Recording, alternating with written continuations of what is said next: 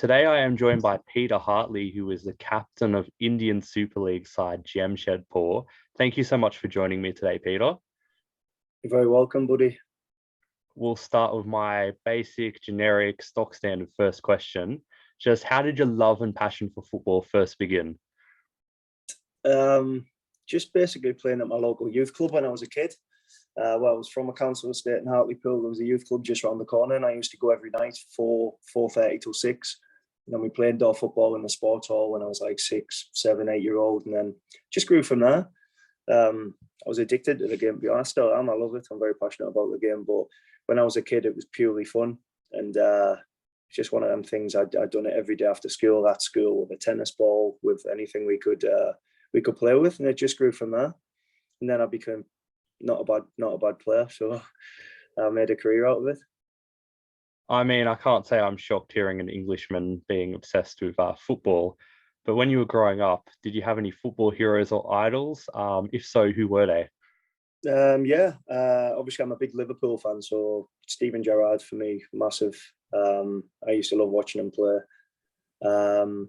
Obviously I'm a centre half, so I'll probably say the biggest influence on my career with regards to watching them play is probably John Terry, because he wasn't blessed with much pace like myself as a centre half, but he just eased his way through games, and he was a fantastic player. Obviously captain of his club, captain of his country. So I used to love watching John Terry, and I actually fortunate enough to play against him towards the end of his career. So that was something I'll hold. It was a special moment for me.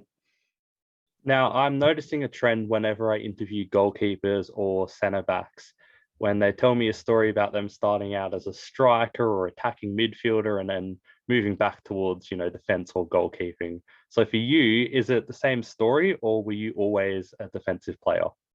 No, I was a left winger. I don't know how, but I played left wing up until probably the age of 11. And then because I was quite tall, I had quite a big growth spurt for my age. So I got moved into defence. And obviously we figured out I wasn't really very quick. So I ended up being a centre half, which I wasn't happy with at the beginning. But then I realised, you have to use your brain a lot as a defender. So I quite enjoyed the puzzles and the challenges of playing against different centre forwards, with different strengths and attributes. And, it's like you're trying to solve a puzzle type of thing every game. I quite enjoy it. It's good. Now, speaking of, attackers and stuff, I like to ask defenders this because I always get an interesting answer. But over your career, has there been any particular attacking players that, whenever you've seen them on the opposition team sheet, you just thought, oh man, I can't believe I've got to face this guy today. Someone who goes you real trouble every time you'd face them. I've got to say there's one player that stands out in my mind straight away. It's Odsonne Edouard from Celtic. He was phenomenal. He's obviously at Crystal Palace now, but he was bigger than me. He was faster than me, stronger than me. His brain worked sharper. His feet were faster. You give him half a chance. His finishing ability was amazing. You just think, for you to play okay, he had to have a really bad game or an off day, or even be unwell on the pitch, because he was just phenomenal. He was 8 or 9 out of 10 every time I seen him play. And he seemed to be a 10 out of 10 every time I played against him, which was not very fortunate for me. But yeah, he was a fantastic player. And, we always said in the dressing room at Motherwell at the time that he was going to go on to big things and probably play at the top level in the Premier League. And look at him now, he's playing at Crystal Palace week in, week out. Now, stepping back in time a little bit to your professional debut, that moment when you first become a professional footballer, what was that moment like? What was the match like, if you remember it? And personally, how do you think you went during that game? I remember it like it was yesterday. It was it's crazy too. It's probably 15 years ago now. But I'd been on maybe a handful of benches in the Championship for Sunderland, and I never really. Or I was 18th or 19th man as an 18, 19-year-old, and you never quite make the bench. And then I remember we travelled to Leicester away, New Year's Eve. The game was New Year's Day, and the manager named the team on New Year's Day morning, and I was on the bench. So I was like on the bench again, which is obviously a step up from missing the cut. And then after about 65 minutes, Roy Keane was the manager at the time. He's obviously told me to go and warm up. And I'm thinking, he's just, he's obviously wanting me to just warm up. And then I'm warming up for 10 minutes, and I'm seeing Tony Laughlin, the assistant manager at the time, is waving me down, and I'm looking behind. I'm thinking, well, he's obviously waving one of the other players, but there was no one else warming up apart from me. So I'm like, wow. So I've come running back. He said, get your shin pads, get ready, you're going on. I went on left back for Tobias Heisen. He's a Swedish left winger, and Ross Wallace, a Scottish winger, was playing left back at the time. Rocky went left wing and I went left back for the last 20 minutes. And honestly, I remember standing on the sideline, coming on, and my legs were shaking, the adrenaline, and it was crazy. And the first ball I received went under my foot, and I'm thinking, oh no, this is a nightmare. I was playing against a very experienced right winger as well, Danny Cadamartri, he was called. But I played well. I done okay, and then obviously got on the benches again a couple of more games, and I had quite a bad hip injury, which ruled me out for the end of the season. But that was an amazing feeling, making me debut, and to get it given to you from someone like Roy Keane, which everyone knows he don't take no shit, and if he thinks you're not good enough, you're not good enough, and that's it. And it makes you believe in yourself a little bit more, because you're thinking, well, if this guy is giving me an opportunity, he's not giving me an opportunity to make the numbers up. He sees something in me. So, that would just spurred me on to get my head down. It actually gave me a boost through my rehabilitation for my hip injury as well, because I always had this thought in my mind that the manager believed in me. So it was just one of them things that I'll never forget. And the moment was amazing. I was on cloud nine for weeks after. It was an amazing moment.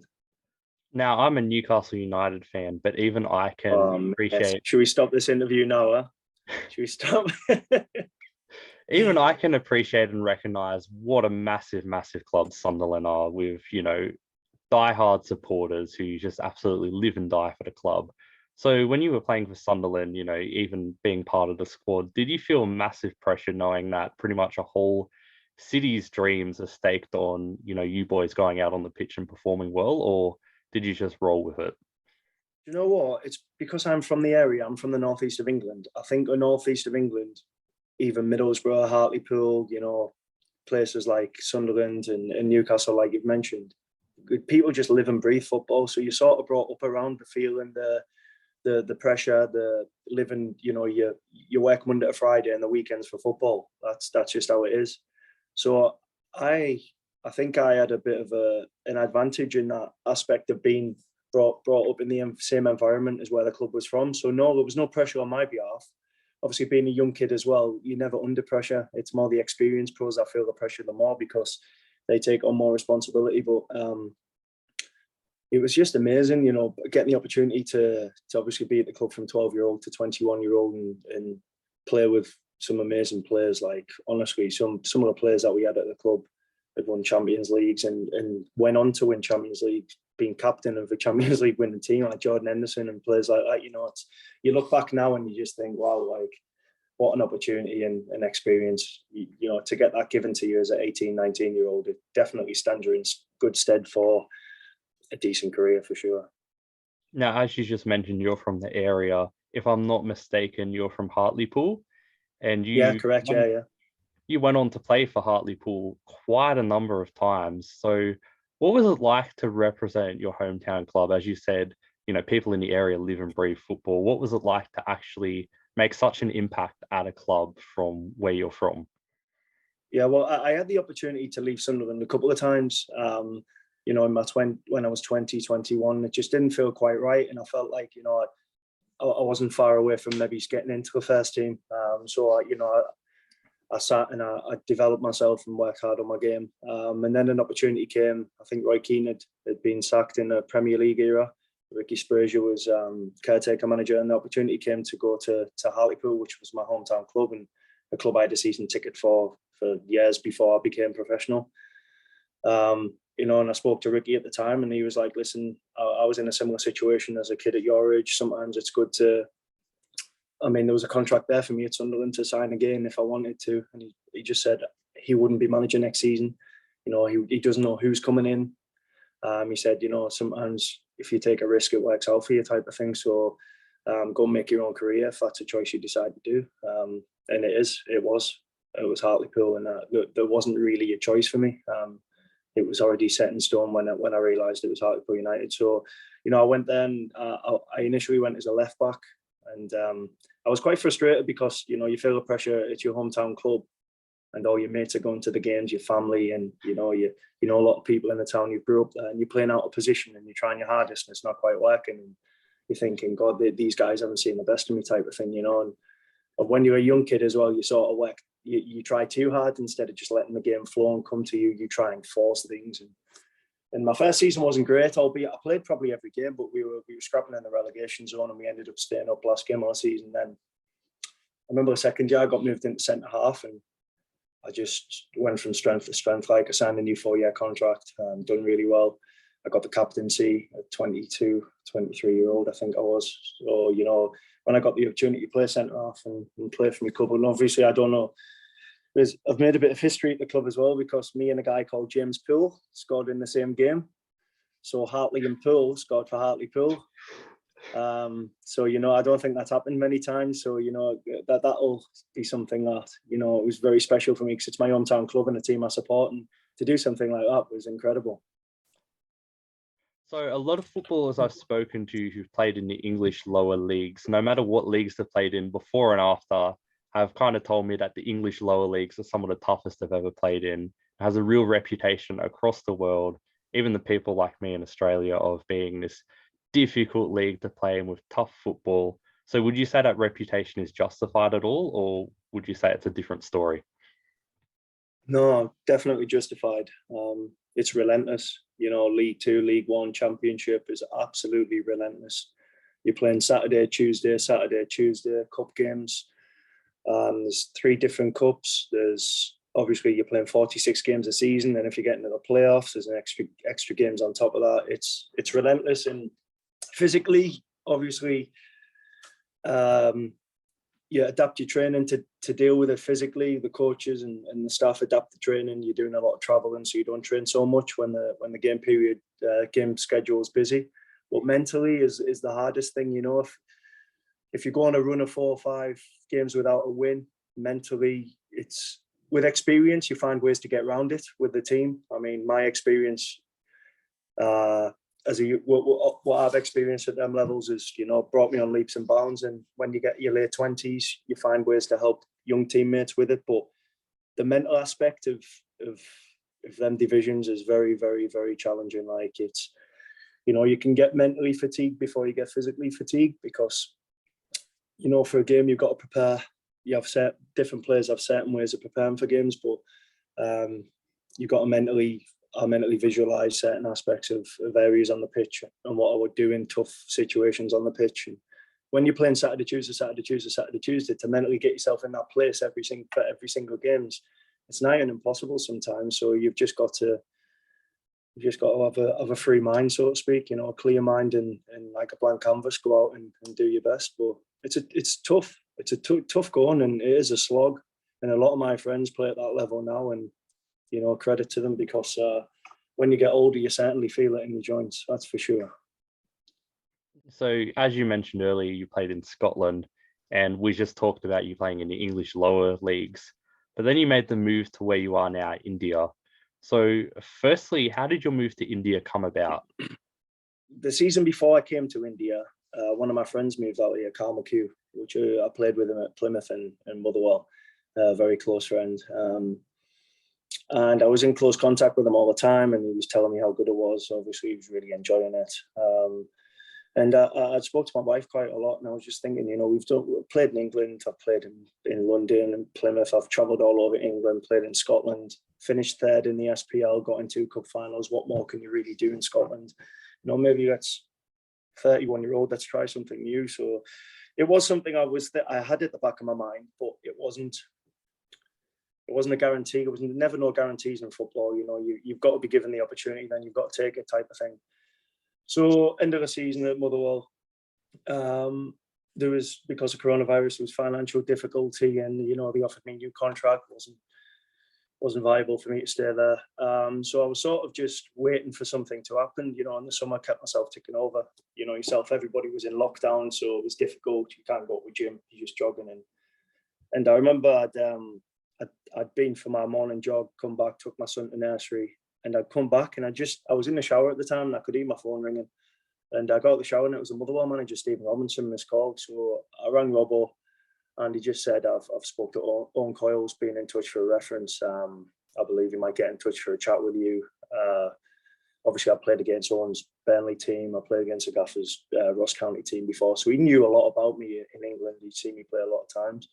So I spoke to him, and within a 2-minute conversation, I was like, I'm going. Because everyone knows he's a great manager. He's a great man manager. But the actual person, the human being, like, you won't get a better person than Owen Coyle. Like, he's incredible. The way he is as a man is different levels. And you just get a sense when you feel, when someone's so genuine on the phone, you can feel it through the conversation. Like, and I knew within 2 minutes I want to play for this guy. So to be totally honest, I didn't even really need to look at the contract. I just knew where I wanted to be. I wanted to go to India.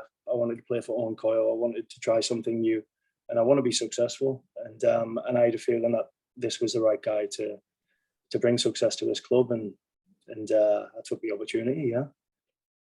Now, a footballer I interviewed maybe 3 or 4 months ago, who you may be familiar with, Roy O'Donovan, had a very similar career to you, playing English lower league, Sunderland, Scotland, and he got an offer to move to Asia around similar age as you. But he mentioned that he was very hesitant to move to Asia because, the comfort of English football and how different it was.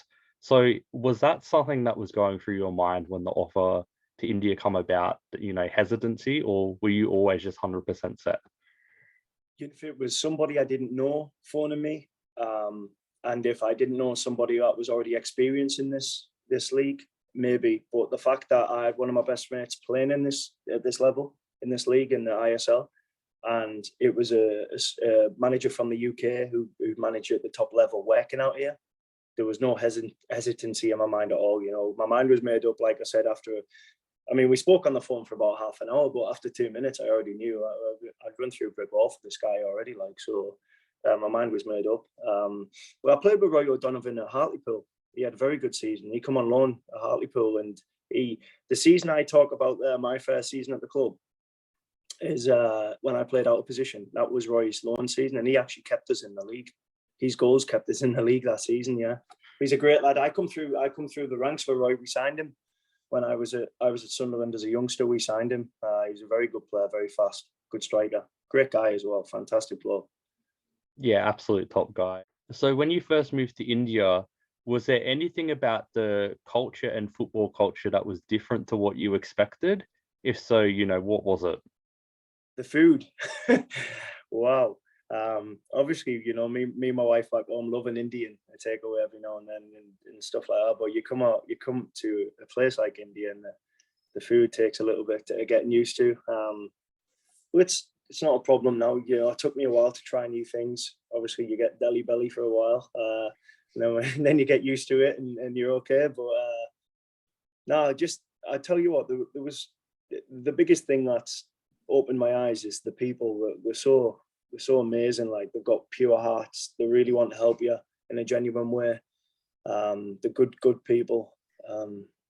So that was the biggest thing, and just the experience of obviously I've only ever seen Goa because of the situation I've came out here with coronavirus. But what a beautiful state, man! It's amazing. And on the football pitch, how would you rate the quality of the Indian Super League? I know you've played, in English lower divisions in Scotland, and it's really hard to compare leagues, to be honest, because, while football is the same game, it's also very different. So from your experience, how would you rate the quality of the ISL? Definitely improved from last season to this season, without a doubt. Like you said there, you can't compare. It's impossible because we've got players here like Len Dungle, for example. He's 29 now, I think. He plays right wing. He's a good player, really strong, fast. He scored very important goals for us in the last 2 seasons.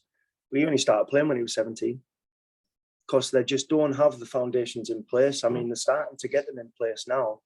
But, it's a country that's sort of playing catch up, and it's doing it very well and very fast. The standard of the Indian players is massively, massively improving, and that's attracting better quality foreign players, which is making it extremely competitive league. You see this season, I believe there's 4 points between first place and 6th or 7th. well, last season it was Mumbai and ATK were the two teams running away with it. So you can see already the improvements. But there's a lot of space to improve even more with regards to the foundations that can be in place, which can only benefit the national team as well. One of the reasons I came to Jamshedpur as well is because it's got amazing training facilities, albeit I've never had the opportunity to train there yet, but they've actually got an academy in place. They've got the Tata Steel Football Academy, and it's a great club, and they're doing things in the right way. And I think other teams and clubs are starting to follow in that direction. So, I'll be interested to see in 10 years' time, 15 years' time, the quality over here. I think it's in a similar situation what the MLS was when I first started. But then I think you're just going to see it go like a rocket, with the quality. So, there's room for improvement, but there is everywhere. But, I'm very, very surprised at the high quality of both Indian and foreign players. Very good. And for you personally, would you say you've given Indian Super League fans a good representation of what Peter Hartley is like as a player, or do you still see a lot of room for improvement in your own personal game? There's always room for improvement. I mean, I'm 33 and I still think there's a lot of things in my game that I can work at now because I want to play for as long as possible. For me now, the stage I'm at, my goal is longevity, and to achieve that, then it's you can't stand still because there's always someone behind you ready to take your place. But I believe the type of person I am, more importantly, I wear my heart on my sleeve. I give 110% with everything I do, whether it's a training session, whether it's a game of table tennis, whether it's head tennis, and whether it's a match. You'll get 110% from me. So I've always thought, if you give everything for the badge on the shirt, the fans will give everything for you. So I like to think I've set a good example with regards to being captain of the football club, tried to do things in the right way every day, as professional as I possibly can. But I do believe there's more to come from me, without a doubt, performance-wise. I still think I haven't hit my peak. There's a lot of things I can still achieve, and there's a lot of things I can improve at. So I've got a few years left in me, I believe. Yeah. And that's a nice little segue to my next question. 2022 just started. So what are you hoping to achieve? What can we expect to see from Peter Hartley in 2022? Well, from a football point of view, I'd like to first and foremost get in the top four for Jamshedpur for the first time in the club's history, and then I would like to compete for first place in the ISL, which I think we're more than capable of doing. And then I'd like to win the ISL trophy, obviously. I'd like to score a couple more goals. I'd like to beat last year's clean sheet record of 8 clean sheets. We're currently on 3, with 9 games to go, and then plus the playoffs if we get there. And yeah, that's it for me. I just want to make the fans happy. I mean, the club's it's still a very young club. I think we're in the 5th or 6th season. So, there's a lot of things for this club to achieve. And I've said to the boys before in meetings and things, we've got an opportunity to make history here for the first time. And very rare in your life do you go to a football club and get the opportunity to make history. So it excites you. You've got loads of opportunities to be the first at a lot of things. So we've got to make sure that we're the group of boys that take that opportunity. Well, thank you so much for joining me today, Peter. It's been an absolute pleasure. No problem, buddy. Top man. Really enjoyed it. Thank you for watching. This video is sponsored by Arrow Sport. Go to the link in the description and the friendly team at Arrow Sport will help you create your own football dream jersey. Whether it's starting from scratch or using one of their many templates on their website, creating a jersey with Arrow Sports is easy and prices start from just $50. Go to www.arrowsport.com.au and make your football kit dreams become a reality.